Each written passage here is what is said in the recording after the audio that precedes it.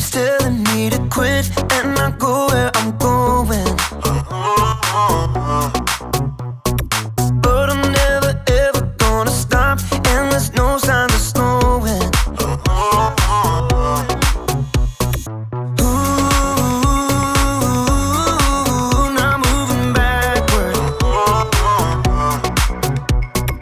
Ooh, I'm moving forward. 'Cause you give me the power to never give up. You give me your power and it's more than enough. I made my decision, quitting's not an option. No matter how hard it gets, I know I'm in, 'cause you give me the power.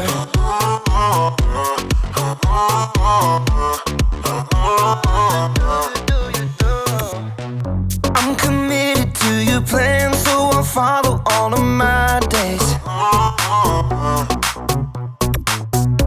Every day you give me strength to follow after your way. 'Cause you give me the power to never give up. You give me your power and it's more than enough. I made my decision, quitting's not an option. No matter how hard it gets, I know I'm in, 'cause you give me the power. Yeah, you give me the power. Ooh,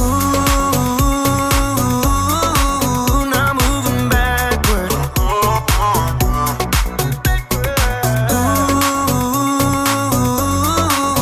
I'm moving forward. 'Cause you give me the power to never give up. You give me your power and it's more than enough. I made my decision, quitting's not an option. No matter how hard it gets, I know I'm in, 'cause you give me the power. Yeah, God gives me the power. You give me the power.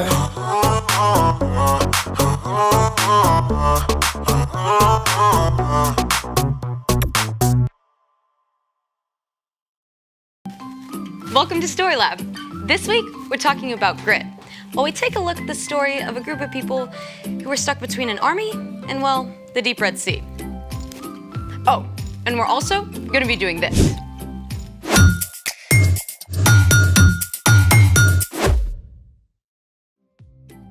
Hey, I'm Skylar. And I'm Sebastian. We're talking about grit, which is refusing to give up when life gets hard. Or refusing to get grouchy when every day for a whole week is cloudy. I like cloudy days. Really? They're good for thinking and reading. And hot chocolate. There's actually a Cloud Appreciation Society. For reals? Wow, there really is. You should see the stuff they have posted. That's a lenticular cloud. They often form over mountains or even tall buildings. Looks like a pancake. I should have had breakfast this morning. Check this out. These cloud rolls are called morning glories. They show up when a downdraft from an advancing storm causes moist, warm air to rise and cool fast. Looks like cloud twizzlers. Here's another one. What? Mammatus clouds. They can form when ice crystals fall out of cumulonimbus storm clouds.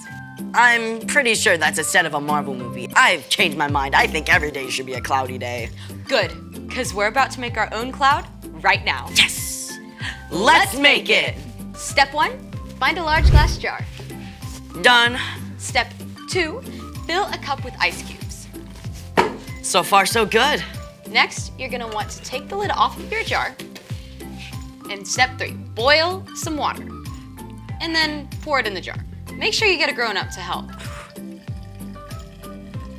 And once you have a fair amount, carefully swirl it to warm up the sides. It's hot. Yes, it is. Next, turn the lid upside down and fill it with ice cubes. Then you're gonna let it wait for 20 seconds. What are we supposed to do for 20 seconds?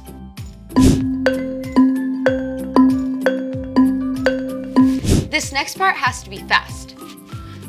Step 6. What's gonna happen is you're going to remove the lid, pump hairspray into the jar, and then immediately put the lid back over it. Are you ready? Yes, I'm ready. Can you do it? I can do it. Okay, 3, 2, 1. I can see it brewing. Release the cloud. Oh, that's so cool. Bring on the cloudy days. Good, because there's a ginormous pillar of cloud in today's story. It's time for The story before the story. Today, we're in the second book of the Old Testament, Exodus. God made a plan to bless the whole world through one family, the Israelites. But for hundreds of years, the Israelites had been enslaved in Egypt. They cried out to God for help, and God sent a man named Moses who faced down the king, Pharaoh. After a lot of crazy plagues, Pharaoh let the Israelites go. But even though the Israelites were free, they're not yet safe. And that's where our story starts. Hey everyone! Okay, so as we all know, the Israelites were all packed up. Thousands and thousands of people, families, kids, herds, and flocks. You can imagine, they couldn't move very fast. God was leading them every step of the way, away from Egypt, appearing in a pillar of cloud during the daytime and a blazing pillar of flame at night. At last, the Israelites came to the Red Sea, which stood between them and the desert road to Canaan. But while the Israelites set up camp along the shore of the Red Sea, back in the palace, Pharaoh was having serious second thoughts. What have we done? We've lost all our workers. Prepare 600 chariots at once. Pharaoh jumped in his chariot and led an army of chariots and horsemen racing across the desert after the Israelites. The galloping horses and rattling chariots kicked up clouds of dust, and soon the Israelites could see them coming. There was no way they could outrun the Egyptian army. The Israelites were trapped. Why did you bring us out in the desert to die? It would have been better to stay in Egypt than die out here. The Israelites wanted to give up, but Moses kept his eyes fixed firmly on God. Don't be afraid. Stand firm. The Lord will save you today. The Lord will fight for you. Just be still. Right there, in a place that seemed like a trap, God spoke to Moses. Hold out your walking stick. Reach out your hand over the Red Sea to divide the water. Divide the water? Okay, that is not what water does. But God's presence in the pillar of cloud moved from the front of the Israelite caravan and stood behind them all night to block them from view of the Egyptians. Moses reached his hand over the sea. Through the night, God sent a strong wind to push back the waters. Soon, the Israelites faced a dry path right through the middle of the Red Sea. I mean, can you imagine what it must have felt like? You're at the edge of a vast sea, but straight ahead the water just boop, splits. I mean, ginormous walls of water rise up on either side of the path before you. Sure, I mean, you want to escape the Egyptians, but if you walk along this path, the waters could fall on you. I mean, it must have taken every ounce of courage and grit they had. But the Israelites followed Moses along that path, straight through the heart of the sea. All night, those families hurried toward freedom. But the Egyptians gave chase. They followed the Israelites right into the Red Sea. At last, the Israelites made it through. But the Egyptians were right behind them. God spoke to Moses again. Reach out your hand over the sea. As Moses reached out his hand, those walls of water began to crash down, and the sea rushed back into place, washing over the Egyptian horses and chariots. The entire Egyptian army was swept away. The Israelites were left safe and dry on the far side of the Red Sea. Moses' sister Miriam led them in a song of celebration. I will sing to the Lord, he is greatly honored. The Lord gives me strength and protects me. He has saved me. The end.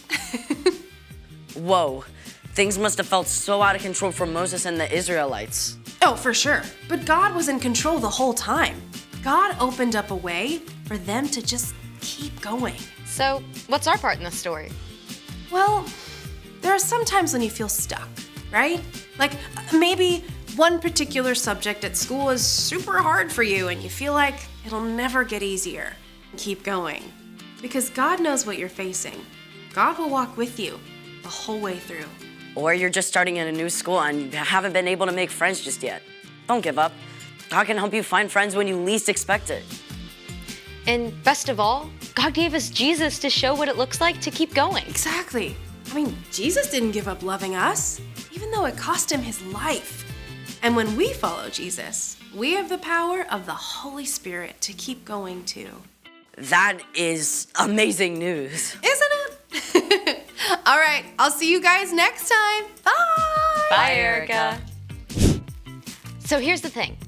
Hold on, because God is still in control. Knowing that can help you grow grit. And God makes some pretty incredible clouds.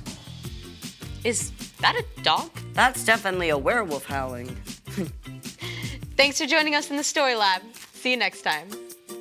I think that one's Winnie the Pooh.